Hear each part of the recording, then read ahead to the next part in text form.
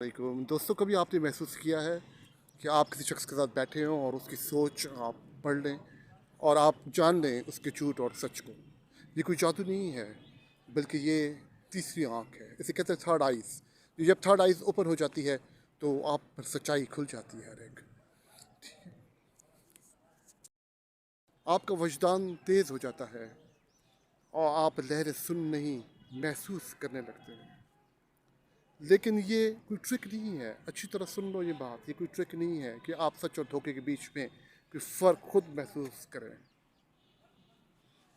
जब दिमाग पुरसकून होता है तो ये तभी खुलती है, ये ज़बरदस्ती या फोर्स के साथ नहीं खुलती। इसके लिए आप दिमाग को पुरसकून रखेंगे और फिर ये आपकी खुलना शुरू हो जाएगी, यानी कि बेहतरीन अल्फा स्टेट में जाएंगे आप।